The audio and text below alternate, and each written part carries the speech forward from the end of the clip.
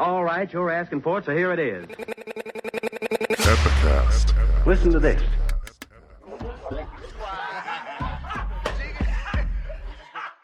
I want you folks laughing at we partners pod, kid. You understand? We in here drinking, singing, speaking, all that shit, dog. Getting wet, all that. Here we go. All right. Welcome to the 244th episode of the Drinking Partners Podcast. Yes, this is our George Gervin episode because we smooth as silk, smooth as fuck. The Iceman. We keep that beer on ice. We keep y'all motherfuckers on ice last week because we re-released the Fresh Fest because we dropped the episode, because we dropped the ticket, so we had to do whatever. But now we back with a new, fresh episode. So here we go. I'm half of your host in tandem, Ed Bailey. I'm joined as always with my co-host, Dave Brace. He say what up to the people. What's good with you people? We are the Drinking Partners, and if you're looking for us, you can find us on epicastnetwork.com/partnerspod. You can find us on iTunes, Stitcher, Libsyn, Google Play, and Spotify under Drinking Partners. You can find us on IG, Twitter, and Facebook at PartnersPod. 244 episodes, man. We've been asking y'all, and we will continue to ask you, man. Please hop on iTunes, hop on Facebook, rate and review. That's how we know what we're doing well. That's how we continue to do well, and that's how we let others know that we're doing well. So please hop on iTunes, hop on Facebook, rate and review. Listen, you love us. You see us out in public and you tell us that you love us. Now, at the click of a button, please tell the internet. Please tell the world. Run, tell everybody that Drinking Partners is what's up, man. Tell us what you want to see. Tell us what you've seen. Just come holler at us, man. We're men of the people, I believe. And as always, 243 times I've said it. This will be the 244th plus time I will say it. I'm going to say it 244 more times, God willing. In lieu of rates and reviews, we do accept shots of Hennessy, all right? So shout out to Car Guy DJ, a.k.a. James Logbo, a.k.a. I'm Getting Money, and the Conways for starting the trend. Shout out to everybody for keeping it going. Shout out to everybody who's giving us Hennessy, came out, hollered at us, said, what's up, man? We definitely appreciate y'all. Yeah. So if you want to keep appreciating us, man, you can see us in living color. In living color. You can bring what you want to bring. What is it? March 21st? Yeah, March 21st. Burning Bridges Comedy Festival, man. Is this the third year? Is this their third year? Yeah, third, fourth year. They've been around for a while now, man. It's it's dope to see the country come out and come together in Pittsburgh for this for this event. And we're hosting the stage with Tim Ross on that. And Three Rivers Underground Brewing is going to be bringing free beer. So, it's always BYOB and free craft beer. And that's March 21st at Arcade Comedy Theater. That is Ann Ampersand in addition to, all right? Don't be shy. And please grab the beer on your way in, all right? We brought it for you. We can't take all that shit home. Drink that. Shout out to Tim Ross, man. Swing for the Fences on iTunes and all your downloadables, man. Listen to it. Funny as hell. And we give you another opportunity in March to see us. We will be down at Comtra Theater on March 28th. As always, last Saturday of the month, we are down there duplicating the same formula. Free craft samples and Ampersand in addition to BYOB, all right? Comtra's a great theater. We bring great comedians. It's a great fucking show, all right? Yeah. Just come out, support. And bring Hennessy. Bring us some Hennessy. Oh, little shot bottles there. They have the shottles. Man, they got the little shottles. They got the little shottles. We should get like a little gun that they can shoot shottles of Hennessy out in the crowd. Let's see. We got to check with insurance. It ain't my venue. It ain't my venue. But speaking of venues that we take over, they take it away because we have Fresh Fest, Beer Fest.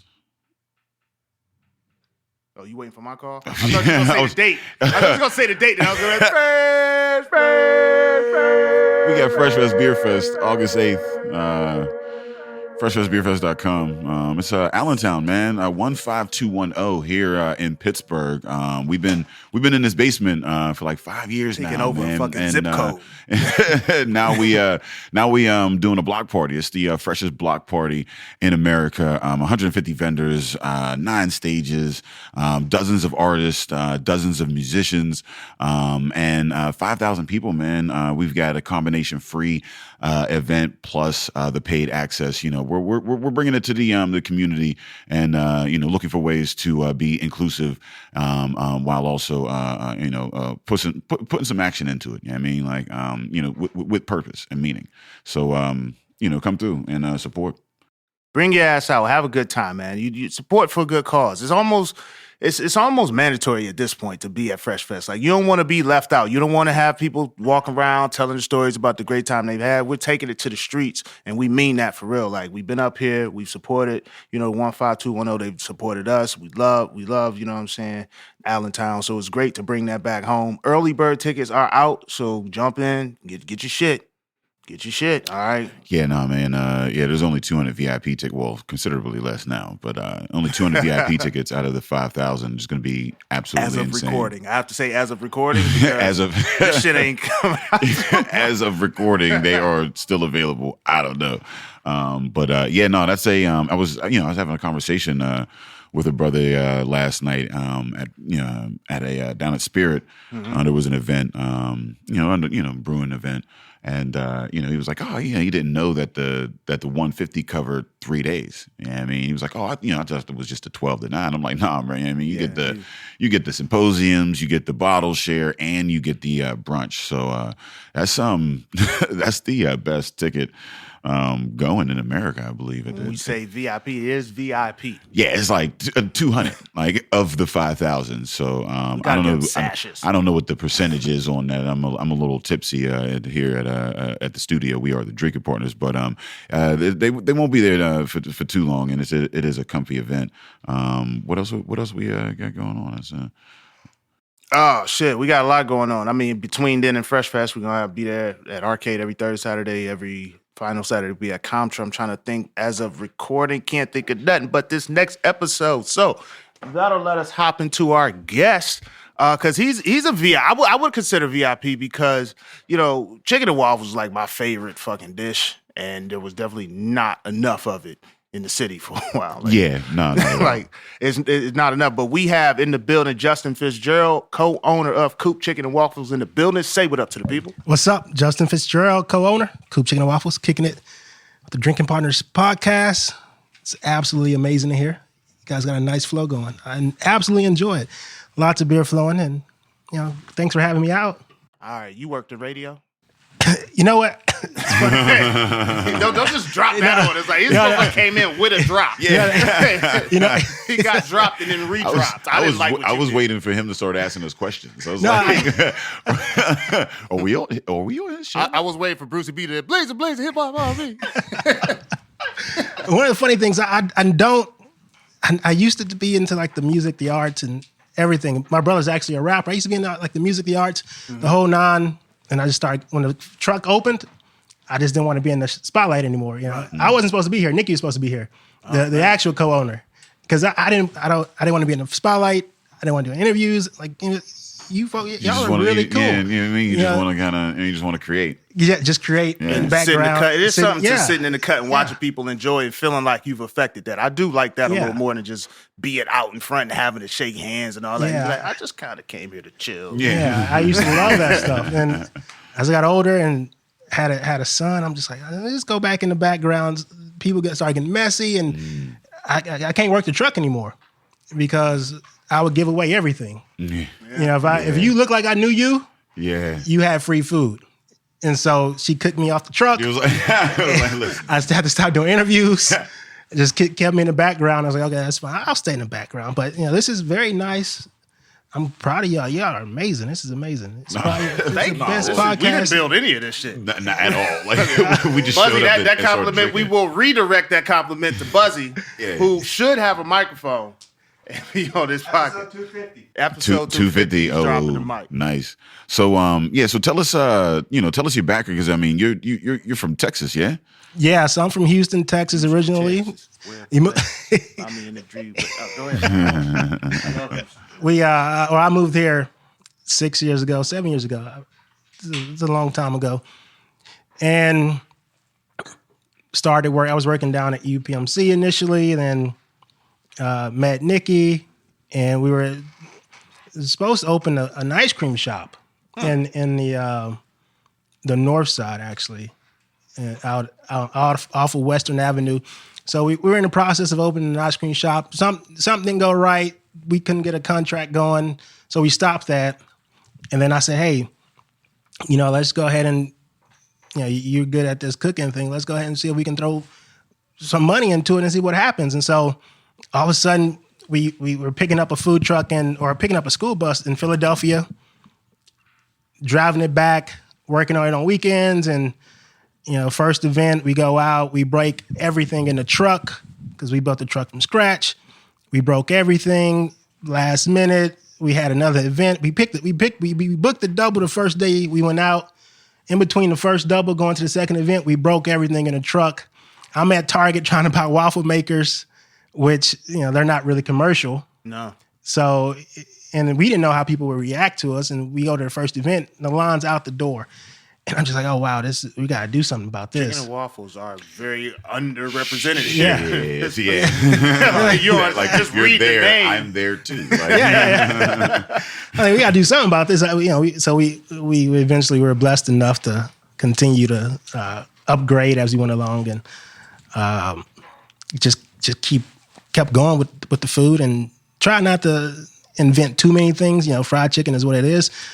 We keep that recipe to the heart, but then, adding different things, sort of small things to the menu here and there, just so that, people get upset with us when we don't have certain things. So we got to try to keep it consistent, to the point where when folks come to our truck, they know they're going to expect what they've always expected on the menu. How do you manage that? I mean, because each event is different. I mean, the turnout and everything else, and then it's like ingredients. I mean, they have like shelf life. Or whatever. So like, how do you, juggle that? Because it's not so much like, because if like with a brick and mortar, you kind of, foot traffic, you kind of whatever. But like with a truck, it's a completely different.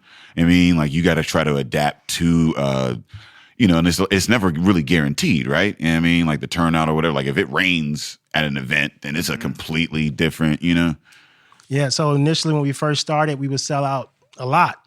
And, there's a good thing and a bad thing to selling out. Good thing is people want your food. Bad thing is people realize they come too late or they're not going to get your food. They're not probably want to try you again. So when we started selling out a lot, we kept selling out. But then you realize as you first start, we were selling out by making $300 a day. We're like, okay, that's good enough for us. We didn't know what the amount of money we should be making on a food truck. We just love being on a food truck. We love serving people. And I hated saying to people, hey, we sold out. I'm sorry, come back again. And so back to what you're saying, in terms of identifying how much to bring to an event, in the summertime, we have it down to a science. We know what we can carry. I think if we bring, 140 pounds of chicken, we can probably serve 2,000 people not 2,000 people. We can probably serve about 200 people with 140 pounds. So if we do an event and you get 100 people that day, then summertime, you most likely have an event the next day. And so you have 200 people you can serve between those 2 days, or 200 orders you can serve between those 2 days. So, it's a mad science to it. You just sort of know you do have some waste, but how do you control that waste? And so now we have this thing where we have the chicken and waffles, where we put the chicken inside the waffles as well.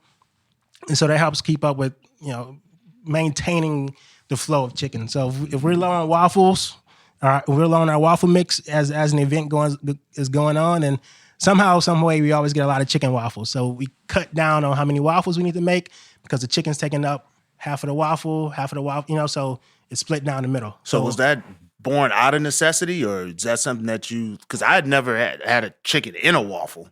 I've had it sitting on top of the waffle next to the waffle, not in a waffle. Like, how is that a Texas recipe? Like, what? So our chicken is a Texas recipe. Okay. Waffle Nikki she loves bacon. So I think she spent 3 weeks just constantly tweaking the recipe to make waffles.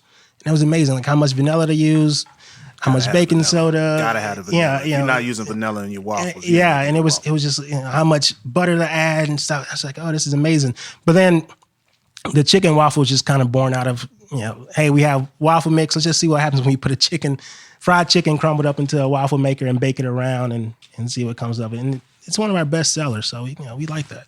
That's wild. Like that, yeah. Like you're just in the kitchen experimenting. Like, experiment with something that's already like a proven winner, though. Yeah. It's like in the NFL throwing a little curveball on a running play, like pull this guard or something. It's like, oh shit, now you got a whole running lane. He's like, yeah, I'm running with it. So like when trying to come up with, so you're like, all right, we want to do the cooking thing. How did you land on chicken and waffles though? Like, did you notice that you really couldn't get any here? Or? So there's a lot of fried chicken in the city of Pittsburgh, right? It's just you just have to know where to go to find it and where to find it at. But when I first got here, I didn't really know much about the fried chicken scene in Pittsburgh.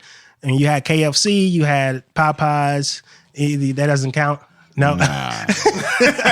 Seriously, you got your Walmart. You can't say you got a lot of fried chicken in Pittsburgh, and your first stop is KFC. And you got your River City. You know what's crazy? Pittsburgh, I think, is one of the cities that has like they signal boost for the Walmart chicken. Like I've heard, like, yo, the Walmart chicken's great. I'm like, It's not fucking Walmart chicken, man. It's great in the sense that like you won't die if you know what I mean, like keep you alive. It was actually a chicken. It was a chicken and shit. You know what I mean? Like, it's chicken. It'll get you there. Motherfucker told me that. First time somebody told me that, I had to end the friendship. I unfriended him. Like, nah, fam.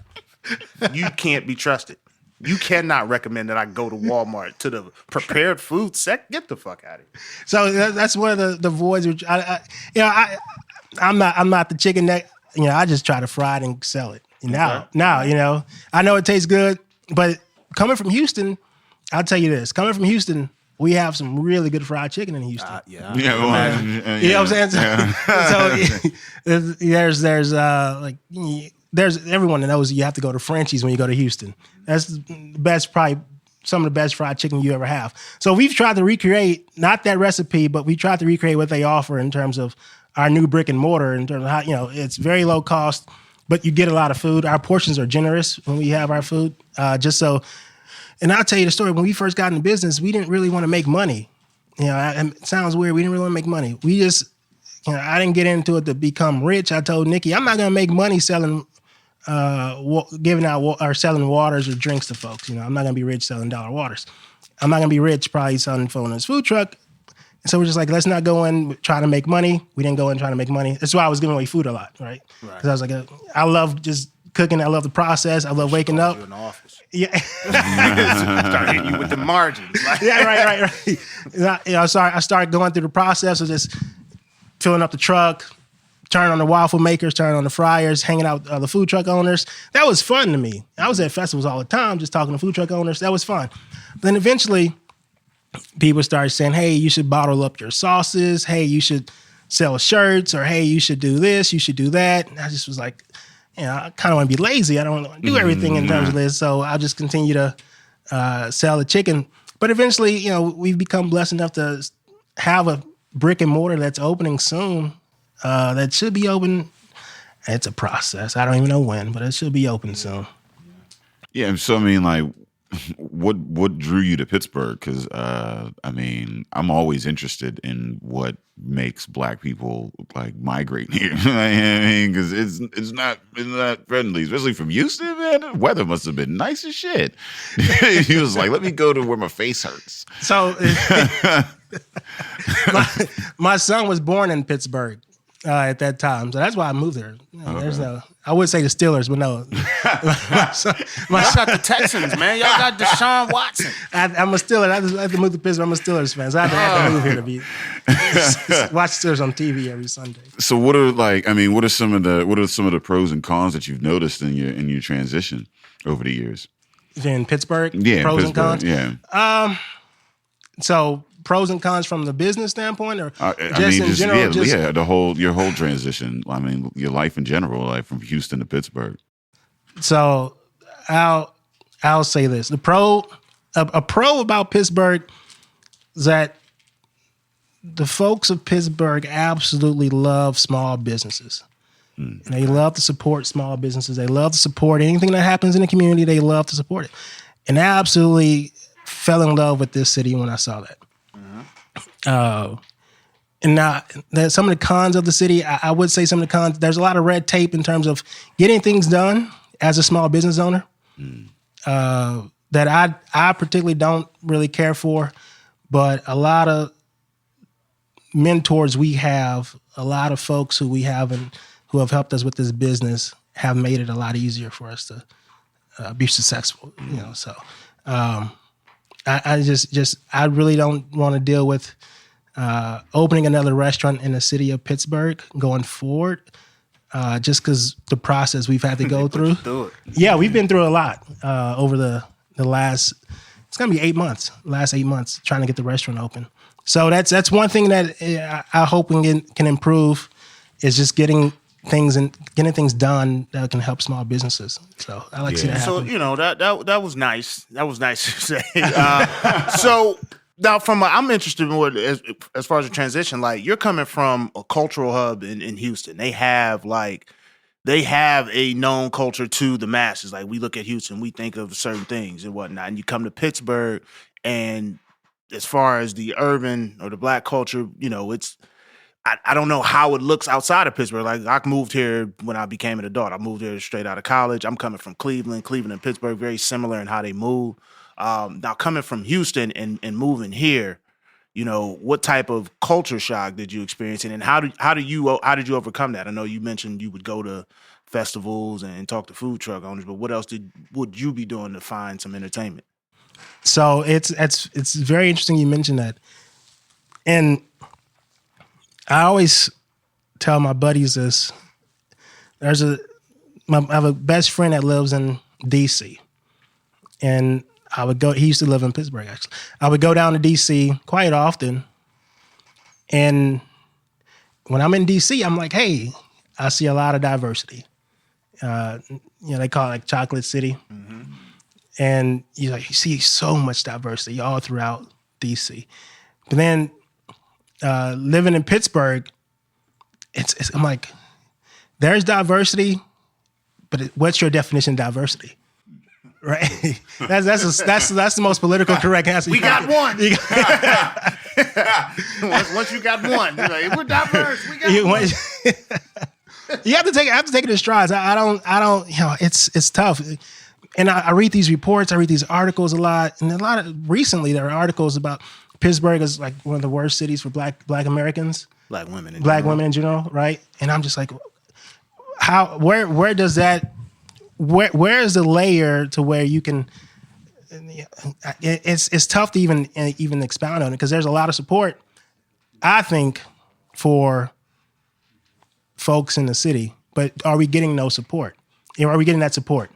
Right? It's a very liberal city, so where's the support that provides to people of minority, the basis of minorities? I don't know.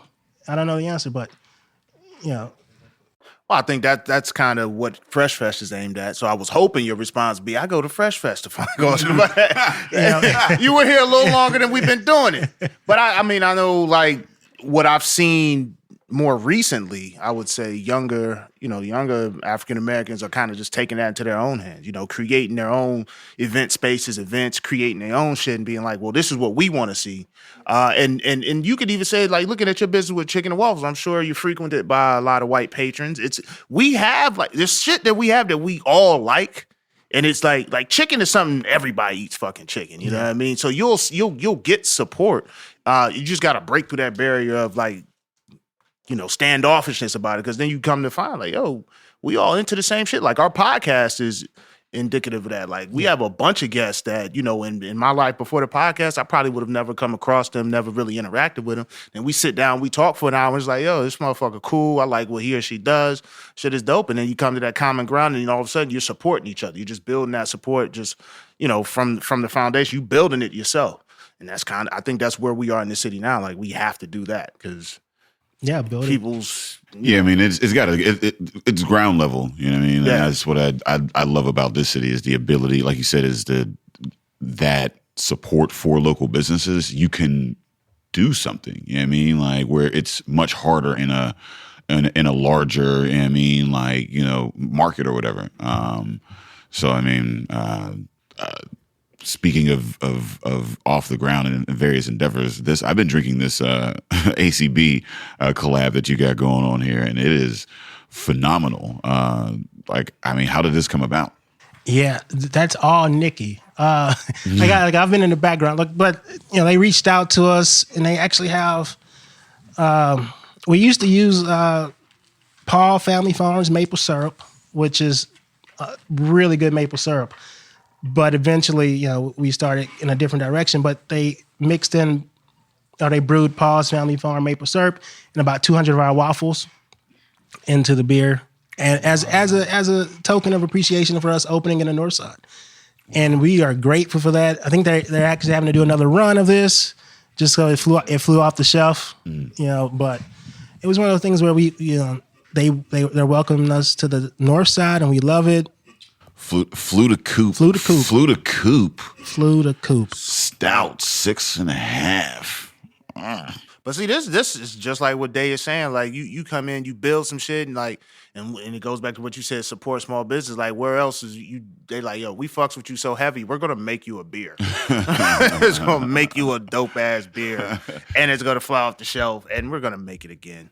Yeah, and this is I actually haven't tasted it. I was waiting to come in here to taste it, but they told me it's really good. It's been flying off the We've shelf. been drinking since welcome. Yeah. I don't know what you've been waiting on. Yeah, I was like, I mean, is it Sunday for him? I don't know, man. You small business owners, you don't know. You like maybe he don't want the business name. No. You know what's funny is we love Fresh Fest. I'll tell you why. When we first started, you all do this with Mike as well, with from Black Brew Culture, Mike. So we first started, we tried to get into breweries, but 4 years ago, breweries had their trucks they liked. So as a new truck, you come in, you're like, hey, I would like to do what this truck is doing. They're like, oh, okay, we'll give you a call. And didn't get a call. But then there was a brewery there's a brewery, East End Brewery, which was always willing to have us as a food truck, very open to having us there. We would go to East End, I think every weekend we went to East End Brewing. And Mike from Black Brew Culture was one of the first ones to write about us as a food truck. Serving. So I was really grateful for him that he put on his Facebook and whatnot, or his Instagram, and it was really amazing. And then when y'all were doing the first Fresh Fest, we were like, we got to be there. I think the second last year, we wanted to be there, but at that time we were working extremely. It was right. It was like doubles. The secret was out. Yeah, we were in there doubles. So it would have been tough to swing it in because we would have lost all our employees because they've been to work too much. So that was one thing, we really appreciate Fresh Fest and what you guys do and just having that opportunity. No, I mean, you guys made it pop. Like that first year, having your truck there was like huge because, I mean, everybody was trying to get that like early. So like showcasing the culinary side of Pittsburgh. And that's something that we want to do, this year with the festival is, put a lot more, emphasis and focus on the culinary aspect of it, because it's tough for the there's not a lot of Black-owned brick and mortar here in the city. I mean, there's a few trucks, there's catering, but not a whole lot of brick and mortar, and we want to utilize the fest. To try to give that space and that attention, to it. So yeah, it's tough. I will say the food truck, it's tough initially, but you get a grip of things. You know people. You start to figure out who's who and which events are great, which events are not great. Fresh Fest is a great event, by the way. Which buildings you probably wouldn't want to go back to. Which event organizers are tough on you, which are not tough on you. So you eventually learn, but the brick and mortar, it's a different game. Yeah. I was not 8 months ago, if I knew what I knew today 8 months ago, we wouldn't have. I think 8 months ago, was that May we initially started this process of opening a brick and mortar, that we wouldn't have done it. I would have said, stop it. Yeah. If I knew today what we would have gone through. Because I tell you, the process is not, you have to have patience. But the thing is, people say time is money, and if you're thinking about it from a money perspective, you're robbing Peter to pay Paul, essentially. Right. Because when we initially started the food truck, or when we initially started the process of opening brick and mortar, the food truck was going to open the brick and mortar. Right. That's how You I'm know, thinking. it was going to open a brick and mortar, but then summer passes, you're still in the process. Fall passes, you're still in the process. Winter's about to pass, you're still in the process. Truck hasn't been out all winter. We stopped in we stopped in December. Truck has been out, so you're thinking like, how long can you continue on with this process? But we've been fortunate enough to have great landlords, a great contractor who's made this process pretty seamless, although it's taken so long, but they've been on our side the whole time. So we're proud of that. Now, are you going to run both the truck and the brick and mortar once you open, or are you going to cease with the truck operations? Because I've seen where that's happened, where someone started with the food truck, got the brick and mortar, then they shut the truck down. And I'm wondering is it just staffing that would be the, I guess, driving force behind that? Because I would think you have the established entity, the food truck, and I would think that the only way it interferes with the brick and mortar would be you don't have enough people to staff both, because the food truck's doing events as opposed to like being open every day. Right. So you can still staff it. I don't know if it's maintenance on the truck that will stop. Like what's your plan moving forward? So moving forward, and Nikki said this, she's going to continue with the food truck. Only because we have amazing employees that currently work the food truck that can run a food truck, their eyes closed. Yeah. You know, so there's probably not a need. But we also have a lot of customers that are outside the city that we really cater to, like in Beaver County, Butler County. Can you come up to Beaver County like every day? Can you just like park in front of my house? Like, could you like? Because I would probably eat enough of your chicken to like sustain a truck. Like, we used to love going out to Beaver County a lot. Take 65 hours. That was one of our initial routes was head up to Beaver County. No, I remember I saw you out at Bryant Park with it. Right. Like, you know, that was lovely. We used to love just going out to Beaver County. The folks, people out there are so nice and they just love food. I just love it. Nice to man. Is that the key? I gotta have a plate of chicken. Gotta have chicken, bro. Everybody loves chicken. Is that the thing? I gotta have a trunk full of chicken. Like, good chicken. Excuse me, officer. You're allowed to check my trunk. about that bitch. Oh, that's all you. I knew pretty much all the officers in Beaver County too. That's great. I knew all the most of the officers I knew in Beaver County. Me too. Me too. I knew a lot of the officers just from serving different reasons. Yeah.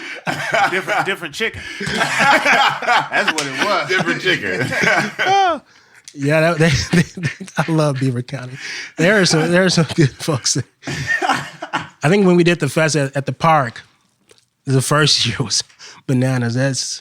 That's where we sold probably the most chicken we ever sold. Yeah. In like a 3-hour span. We probably broke a Guinness Book of World Records. That's because they ain't fried chicken in like a 30-mile radius, man. Oh, that man. Houston chicken up there too. That Southern chicken. So yeah, that chicken. So here's the thing. When we book events, we have to have like some type of notice, because the way we prepare the chicken, it's a process. I'm not going to expound on the process, but it's a process, you know. We just can't go down to the store and buy chicken and fry it. And right. It's a lot involved, and that's one way we don't necessarily always tell folks, like, you know, they say, can you come out today? We're like, summertime we probably can make it because we know what we're doing. Wintertime it's rough because, you know, we need and that's, Nikki's at an event now. I don't know, I don't want to date the podcast, but Nikki's at an event now, and I think they called her. Initially they had called and were like, we need at least 4 days notice. They called her 4 days ago and was like, hey, come out, and when these folks call, we go. You know, it's like, when they call, we go. Yeah. Okay, we understand. That's Yeah. It's like, hey, can y'all come up? Getting that chicken. Yeah, we will be there. We will, whatever you all need, we'll be there. So that's one. But she wanted to be here for sure. And this is super dope. I love it. No, y'all need a co-host? I mean, if you that bring laugh chicken, said no. you So bring chicken to the podcast. We'll hook up a microphone for you. I can get. I used to be. I was. You mentioned earlier that I was into radio. Yeah. I was into like comedy, like being a comedian. Word. Yeah. Where was you at? Where was you performing at? Let me find out. No. See, that's why I don't want to be all like a ghostwriter. I could be a ghostwriter. Yeah. Whatever. I can't do the lights. All that. I can't do it anymore. I used to be able to do it. I can't do it anymore. So you have ghost written? You're saying like you've ghost written for folks? Not anybody that you all would know. I mean, just folks. Yeah. You've dropped I ain't a on the couple of level. verses. I ain't on the level to be challenging folks' credentials. Like, But yeah, I used to carry a pad and write funny stuff down all the time. It was amazing. Not that was amazing, but the process was just laughing to myself, driving and sitting in traffic, laughing. Yeah. Listening to podcasts. I listen to y'all. And everyone's like, "Oh, I listen to this podcast." No, I actually do. And it's a lot of jokes. I think podcasts help with, like, if you do a podcast, it helps you come up to like create your jokes in terms of like you can test things on each other. You can test things on other people. Yeah. And that's one of the good things. Use that. Well, I guess we don't use it enough for that. Oh, I need to be running some shit by day. Just right on the cash. Like, yeah. I think it definitely has a like it's an environment where you're getting it out. You know what I mean? Like you said, I mean, like it keeps the creative like juices going. You know what I mean? It's like, a lot of times when we host, there's a lot of crowd work. We're talking or whatever, and it's similar in nature. That's you're the first person to actually break down what when we do here like that. It's kind of crazy. Like a real calculated dude. Yeah, like he real calculated. Like, so I've been listening. Like, not like like he about to hit us with some suggestions after. I get some notes. This is great. I love it. But see, I would welcome criticism from someone who's listened consistently. Yeah, I mean, I'd be like, let me know, like, as you've been listening, if it's going to enhance your experience, cool. Like, I would be asking y'all for these rates and reviews. It's true. I was just with somebody yesterday, and he was like, I listen to podcasts. I was like, word. He's like, I ain't got any Henny. I was like, that's cool because you left a review, right? He's like, no, I ain't do that either. I'm like, well, that's a double fail. Like, we not out here just pandering for Hennessy. I mean, we are pandering for Hennessy. Don't get it twisted. Like, we will always accept. But a rate review is very valuable. Yeah. So as a restaurant owner, what do you look at for your rates and reviews? Are you looking for just personal interaction? Or are you looking at Yelp? What are you looking to be like? How do you know when you need to tweak a recipe or change a recipe or look at the menu again? Or how do you know that? That's actually a really good question because it has happened. When we initially started the recipe, it was a lot to take in at once. Folks weren't really too prepared for it. Okay. We dialed it back. I think we got a review, and this is why I got out of the spotlight, try to get back to the background. Took it personal. Oh, I took it. Oh, I said shut down the truck. Hey, meet me in the Temecula. It was like one of the first reviews we've gotten. It was not good at all. I took it personal. I wanted to shut the truck down. I was tired of it. I didn't care anymore. Nikki said, "Don't worry." She said, "I don't care." But then it was actually a pretty good review that it allowed us to grow. Okay. It allowed us to say people just want what we have to give. Don't hold back. I'm not your taste buds. You're not my taste buds. I'm not your taste palette.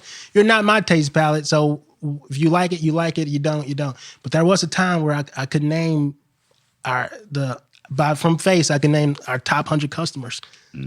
Just who I knew they were. I just obsessed with it. I knew who. When we go to an event, I knew who we would serve, where we would serve them. If they were their second, third, fourth, fifth time, I knew it. Not anymore, of course. Haven't been in the process of working a truck. Got kicked off the truck. You'd be like, oh, that's the third time. Here you go. Yeah. If you do that hurt him, man. Yeah. He's like, listen, man. But then, I got into the we did a lot of sponsorship. So, that's one thing we really have been big into is sponsoring, or I guess writing checks. Be more of a man. You can sponsor with chicken. Yeah, we would definitely. I love this so much. Like, there's definitely an opportunity for us to sponsor. We would. I mean, this is great. This is really, really great, and that's something that we would, if the opportunity arises that we can sponsor you all, we would do it. We will do it. I wasn't even talking about us. Well, no, in general. I'm not we're talking about turning it away. like the Utes, like, Yeah, I was just saying like sponsoring like anything. a basketball team. Yeah, you know you what I mean? get yo, imagine, bro, if you was playing for your local school or something like that, and you just had Coop chicken after the game. Like, I would definitely show up to practice. And that, Star player get the big piece too. Star player get 2 piece. Player of the game get the chicken in the waffle. Oh! The big piece in the big waffle. You know what I mean? The MVP. I'll be out here. I had about 45 field goal attempts a game. I'm like, yo, I'm gonna score 50. I'm definitely getting this award. Yo, is that a performance enhancing drug? You know what I mean? Like, is that? You know, we're joking, but let me ask you this. So now in this climate where everyone's researching what they're putting in their bodies, everybody's on a different type of diet. Everybody's got all this shit going. How does that affect you and your business where you have, like, you're known for this particular thing? How do you make chicken and waffles healthy? Or do you just be like, well, if you feel like it's whatever, then don't come? Like, how do you approach some shit like that? yeah, I don't approach it. Nikki doesn't approach it. Here's how we get around it.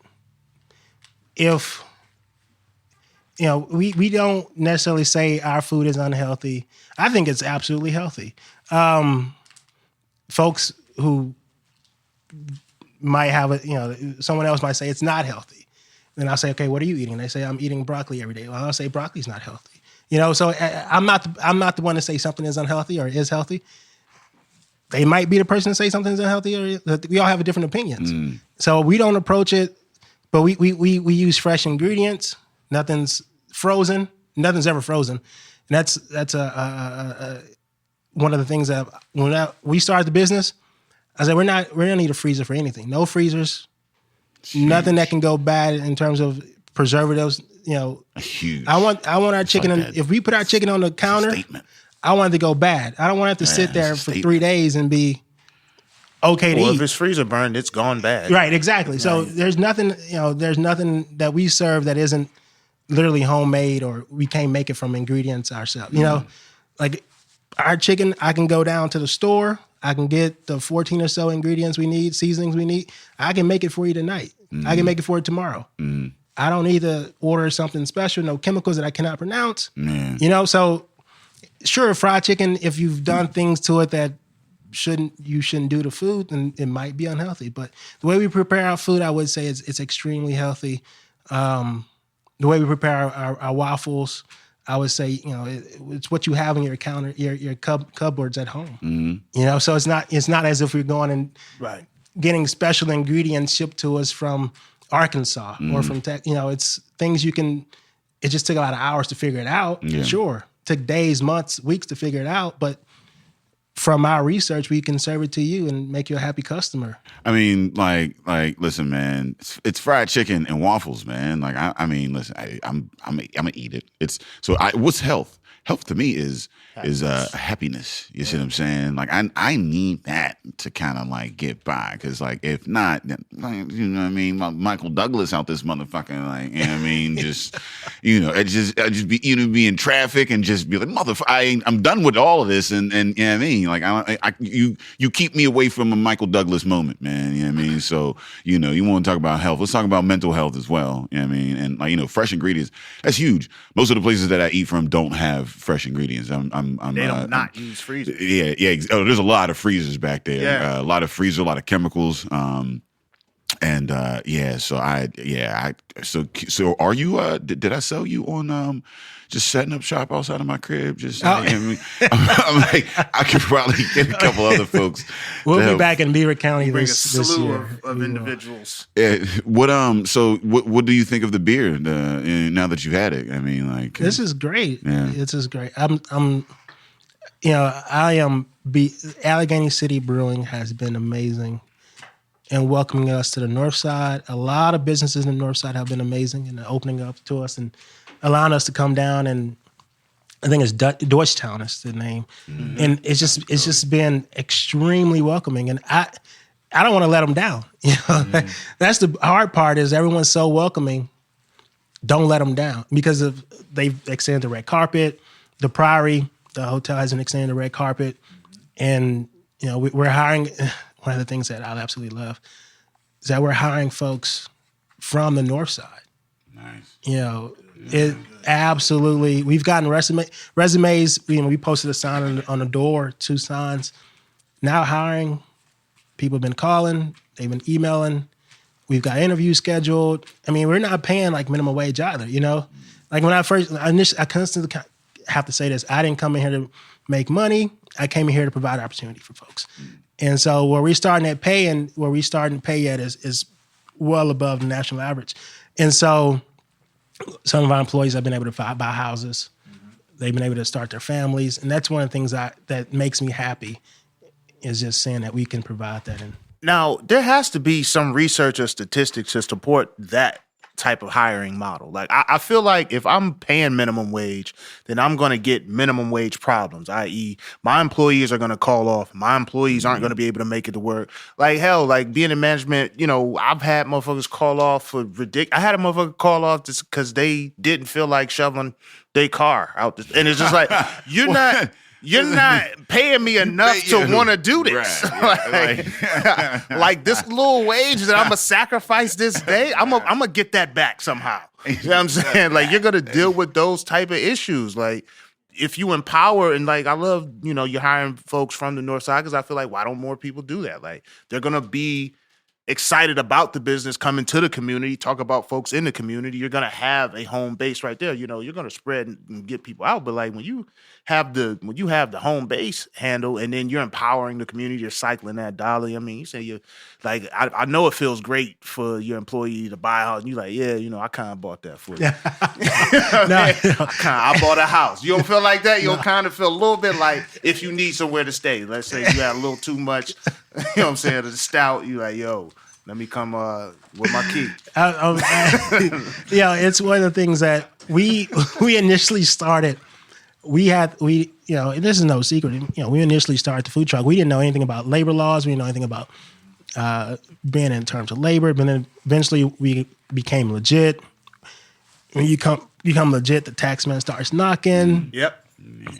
And son of a bitch. you just constantly pay taxes. Like what all these taxes? What we paying? But eventually, one of the things that we've instituted has been like our customer service program that we run through. You know, one thing about the truck is that we put the customer first.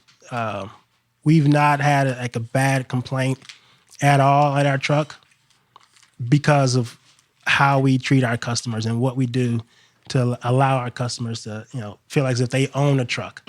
You know, if a customer comes up and says, hey, you know, I had a great experience, but can you do this for us?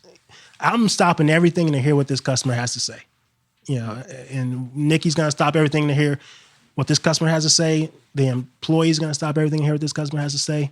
And we're going to take it, we'll follow up with that customer and say, hey, this is how we implemented what you thought would be great. Let us know anything else we can do for you. And that's one thing that, you know, when I say I knew 100 folks' names, our top customers, I just knew their names because I was like, customer will be first. Every time you come to the truck, if you're having a bad day, you would probably leave with a smile on your face, you know, happiness. I don't know if I know 100 friend names. No, not at all. Not off the top. Not at all. That was I'm a struggle after like 38. Yeah, that was one thing I had to do. I had to 38 learn. right now. It's associate a name with every number. You don't stop at 16. Yeah, we always ask for names, and folks just came constantly, and I was just like, okay, I know who this is. I know who this is. I know who this is. I know, you know, just constantly just coming to the truck and just knowing who you were. And that was one thing we had to do is customer service first and being a customer-oriented business. I think if you're a customer-oriented business, you'll be okay, you know, and not necessarily go in and gouge the customer. We don't charge for our sauces. We don't charge for things that other trucks charge for. You need 3 bags, you get 3 bags. You need 100 sauces, take the 100 sauces. You know, eventually you showing up to our truck is more than enough to make me happy. Isn't there something? You know what I mean, there was a study that said like heavy pours actually like bars do better. You know what I mean, by having a heavier pour because folks will go there, feeling as if they're getting what they're, getting the value out of it. That's You know why what I mean? Arts is still in business. That's why Arts in the Strip is still in business. Because when you get a Hennessy from Arts, you getting mostly Hennessy. you ain't tasting no cola. Like, no cola in that shit. But so how does that? How do you feel that will translate that service model, right? And it's all good. You know what I mean? I'm in total support of such.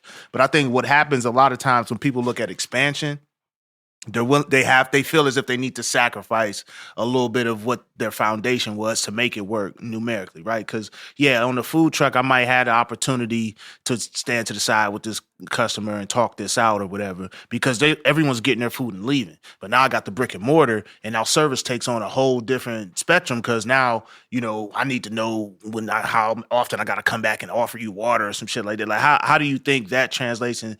What are you doing to prepare for that shift outside of just the financial or economics of now having a brick and mortar, but like service changes now. It's not just the food and service and giving out the sauce. I don't know if I can give out the sauce when we in the brick and mortar because it's got to be here. Like people gonna be coming to use it here. So how do you prep for that?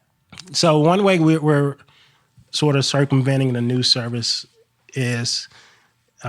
It is not necessarily like a takeout. It's not necessarily like a sit down full service restaurant. Okay. It is a takeout. We do have some seats inside. So I'm gonna be sitting in one of them seats all the time with a laptop. No, so I could, with a laptop. Yeah, would just be, free Wi-Fi, free refills. Anything you see that a normal you had me at chicken. And once I saw the ampersand, I knew it was coming. I saw that ampersand. I'm like, let it be what it does. And once you see, I think we have like a non-traditional way of doing business, Nikki and myself, in which we've all been consumers. Mm-hmm. We've built, this process has humbled me to the point where. I don't take anything for granted anymore ever in terms of our business. And that it's a humbling experience. And I'm going into this new venture, this expansion with the thought process like, hey, we enjoy it. Our customers enjoy it. Let's make it fun. So, we'll keep the sauces going. We'll keep the free refills. We'll keep the never frozen. But there are some things you have to give up. Some of the things we have to give up. And so we're still working through it, and hopefully there won't be too many things that we won't. We'll carry a lot of things over from the truck. Customer service will be the one thing we carry over most likely. Yeah. We're expanding. You get the food and the service. You can build it on the way down. And we're expanding the menu as well. So we're gonna have a lot of. I think Nikki is working on expanding the menu. Expanding the menu, yeah. It's gonna, Some top secret. Some of that thing. So definitely more chicken varieties, buckets of chicken we're gonna be selling, fries, mac and cheese, baked mac and cheese. That's gonna be different waffles in there. Different waffles. Couple extra waffles. Yeah, different types of waffles. Like we're doing she's like a red velvet waffle. We're gonna offer. We might do a cornbread waffle, but she hasn't been able to we'll get, we're doing this chicken sandwich. The chicken sandwich is something. There was a big craze about chicken sandwiches. Yeah. Which I heard was. Listen, man, I finally got one of them, and I was like, really, I got really. That's the power of social media. But the thing is that the fucking Chick-fil-A, that shit is mad mediocre too. So if you was tastes fresh though. I mean, it's mediocre. I mean, if you was raving about that, then I could see why you might have been excited about the Popeyes. Yeah, I don't think the draw to Chick-fil-A is not the taste or the seasoning. It's just that they seem like your shit is fresh. That's what it don't seem like fast food. It is, but it doesn't seem like it because the service is crazy. Yeah, I used to work The at Chick-fil-A. service is fucking crazy. Mm-hmm. They're like very friendly. Like I've been in a Chick-fil-A line for a long ass time as and long didn't as- feel like it when I went to the As long house. as, It's like, as long yeah. as you're not gay, it's friendly. You know what I mean? It's like, you know, they No, my got debit card. standards. Your debit card ain't never gay. Like, Your debit card is asexual. yeah. Your Take debit that. card is sleep with anybody. When you mentioned Chick-fil-A, it's funny you mentioned that because I used to work at Chick-fil-A. I learned a lot of the customer service that we do in the truck from Chick-fil-A. Of all, when I worked there for however so many years, it was customer service But do they centric. drill it into y'all? They or drill it into okay. you. They say you don't work on Sundays. They work on Sundays. They don't serve food on Sundays, but we were working on Sundays. Y'all was going to like customer service training? Yeah. Oh yeah. I ain't. would That's sit what I'm saying. down They got to pay me a little better. Than I didn't even typical know that. Fast food Man, restaurant. I remember working at. So here's. Hell I remember working on Sundays, but there was a lot of food. You could take all of the food they didn't sell the previous day home. But I do remember working a lot of Sundays and doing customer service training in a dark Chick-fil-A in Houston, Texas.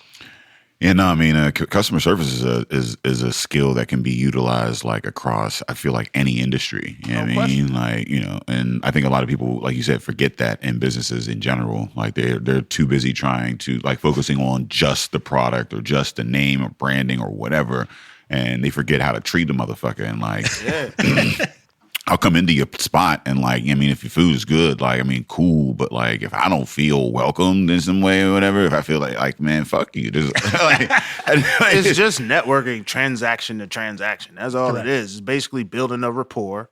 And that's not going to have to last long for most. But I mean, it's to but get I mean, people to come back. taking critique, criticisms and whatnot, listening. I mean, it's a relationship, and it's like it's a back and forth. It's not just a one way. Like I'm gonna give you this product, and you gonna take that shit, motherfucker. Because I mean, like when I there's worked at Wendy's, it was definitely one way. yeah, My service was. I was like, look, I'm nice. My presentation's on point. I'm not. You wasn't getting no extra sauce unless you went to my high school. Oh, let you come through and you went to Warrensville. Get the fuck out of my line. And I'm gonna give you the skimpy fries. So like when you get the love on the fry box through the drive-through, your shit's overflowing with fries. You get that skimp, though. You know how it's like they put it in, but they don't put it all the way down. So when you shake it, that motherfucker. You see the top of the carton. Like, wait a minute. You just put a small fry in this medium? Like, that was Nah, that's I mean, you gotta I mean, it doesn't work on both sides, man. Like, what I mean, the motherfucker treat you right on the other side, you gonna get some extra shit. So I got one last question. That was a good joke, by the way. You can definitely use that. That's real life. Yeah, most a jokes really come good from joke. real life experience because we've all been through the drive-through and really got that.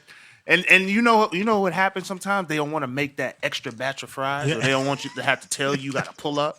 So like, we're going to scrape this. Oh, man. The end of the you ever dip. had to scrape the back of the fry pan? You go to the back of the shit. Like, these fries been sitting there since this morning. I'm going to scrape the back of the fries and put that shit. Yo, if you never worked at a fast food spot, you have to. You You missed have to out. work at one. I'd say that all the time. You have to. My son is definitely going to work at a fast food spot. I want my daughter to work there, but I'm like, I don't know, man. You have to.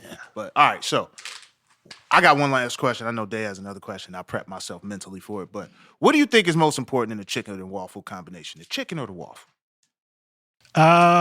Fried chicken. Okay. Waffles are a dime a dozen. They serve them at the grocery freezer aisle. Mm-hmm. They do. They're down. Are those waffles though? Wow. You can now buy Belgian waffles from your grocery store freezer aisle. That's they're a dime a dozen. You can get them anywhere. Now the chicken is what I think separates the good meal from the waffle. Yes, Preach. That's because I heard what you said about the 14 seasons. We don't have many listeners with 14 ingredients on that. we had to one up the kernel. We had to do it, so we had to put an extra one in there. I'll tell you one thing. One of them is white pepper. I'll tell you that. So that's one thing that it's hard. It's tough to find, but that's one ingredient we can give you. You can't call me racist. It's just like a nice savory into it, but you definitely have to have the chicken. On your She probably will. Can Buzz edit that out? I'm so nervous. Can Buzz take that out? Out the kitchen now? Look, he off the truck. He out the kitchen. He just gonna be graphic design and social media posts at this Motherfuckers point. don't know about the white pepper though, man. Right. That shit like really is. That shit makes the shit hit different. Like It does. It does. But there are 13 more that we use. So 13 more podcasts. I'll give it away. No, man. Keep that close to the vest. Fuck that. Okay. I personally, so I agree on the chicken. The waffle, I'm a big waffle guy. Okay. Yeah. I just, to get it the proper texture and enough butter. That was tough. I think that butter to chicken skin savory, that's what I enjoy most. That was the tough part, was getting the waffles to perfection to where we wanted them. And that also involved the waffle maker.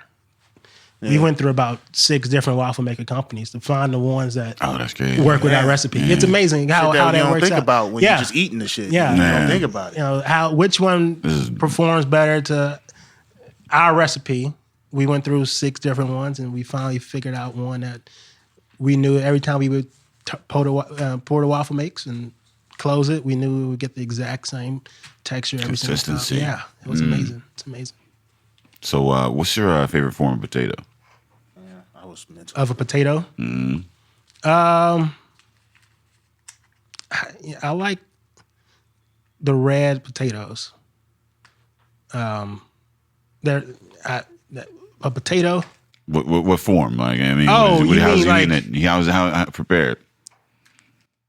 So I think you're the second person to actually like named it. Like it was like somebody else was like, I like the ones from Idaho. The hotel red. I take a literally. Hotel banquet hall red. I like the golden dips. So best way I think to prepare fries. French fries, of course, are the best way. But So the French fries, yeah. You want to double fry it. Double fry it. You want to starch them first. What kind of cut? What kind of cut are you looking at? Crinkle cut's pretty good. Double fried crinkle cut. Yeah, that's tough to do, but you can do it. Crinkle cut alone, I was like, but now you adding all this pizzazz. Yeah. But you got to double fry your fries. In between double frying them, freeze them first. Oh, yeah, never mind. Wait. Never mind. Nikki mad. She might be mad. Nikki foaming at but no, we don't right now. We don't have a freezer, so what is he doing? Oh man. We don't have a freezer, but I tell you, freeze your fries first before you fry them the second time. So you fry them, you freeze them, and then you fry them again. Yeah. That's crazy. I ain't even And then thinking you about serve that them shit. after you fry them the second time. That's a commitment to the That French sounds fry like that some I've never. extra- It is. That That's sounds a like dedication to the It French is. fry. yeah. I mean that's like Because that means you come home to some fries that you not finna eat. nah. Like you come home to the aromas, you're like, hell yeah, it's this first second fry. Flash freeze them it's if the you first can as fry, well. baby. Flash freeze them, but freeze them, then fry them. That's how you get them soft. So you- crunchy on the outside, soft All on right, the middle. Milky, you listening? Oh, is that the? Because That's- I yeah, always we was wondered how they did. Yeah, I mean, Oh, yeah, I don't want no once fried So fries that's- ever again. that's the Orida dips or whatever in the freezer bag. They fry them, they freeze Yeah, them, they already they frozen ship them for to you. you, Yeah. and then you fry them, and that's when you get the crispy outside and the fluffy. Yeah. But them shit's been frozen on the back of a truck, though. I don't know. I need that shit to be frozen in my. I need local froze. Them shits was frozen Need in my a shit different. They was frozen in a different climate. Hand frozen. I need hand frozen. One fry at a time. All right, so. All right, just let the people know where they can find you. Let them know about the proposed location, where they can find Coop Chicken and Waffles. Give them the rundown, but do it in your radio voice. Coop Chicken and Waffles coming soon. Hopefully we're opening. We keep saying January. It's February now. March, we're looking for a good opening date. Once inspections are done, we'll have the restaurant open 401 East Ohio Street, Pittsburgh, Pennsylvania, 15212, 401 East Ohio Street, Pittsburgh, Pennsylvania. Food truck is out. Website, thecooppgh.com. Twitter, Instagram, Facebook, however you want to follow us. And we'll be out and about throughout the streets. Stop by, say hi. hopefully I'm working. I'll give you some, a loyalty card that's already filled out for you. That's one thing I do. But in general, continue to love people. Continue to. She's upset right now. She's upset. This is the last podcast interview I do on behalf of the truck ever again. I'm pretty sure, which is okay. But then continue. Follow us. I want to just let people know. Follow your dreams. They're accessible. We didn't have money when we started the food truck. And so, you continue to follow your dreams. You can make it happen. You can start a food truck on less than $3,000 in the city of Pittsburgh. Just got to figure out how to do it. Shit. And, if you are a chef, if you do enjoy cooking, you say, hey, I want to do a food truck, contact us. We'll help you out. We send you in the right direction. We'll show you builders. We'll show you what we did to save money, what we should have done to save money, and how you can do it for an affordable price, all for free, because we love we love the process, and we're not selling anything. We're just trying to see more food trucks out and about. All right, Dave. Let the people know where they could find us. You find me somewhere around fucking Coop Chicken, learning all, getting down this game over here. You can find us on epicastnetwork.com/PartnersPod. You can find us on iTunes, Stitcher, Libsyn, Google Play, and Spotify under Drinking Partners. You can find us on IG, Twitter, and Facebook at PartnersPod. Hey, listen, we want to thank our guest Justin for coming through. We are awaiting the opening of a brick and mortar. If you're hiring, please contact him because he's been fired by Nikki. She let him go. You got pushed off the truck. Now you pushed off of the interview. Nothing left for him. We're sorry we did that to you, but look out for Coop Chicken and consultation. Get some good chicken and some even better advice. It's been a fun time. As always, Drinking Partners is the crew. Epicast is the family.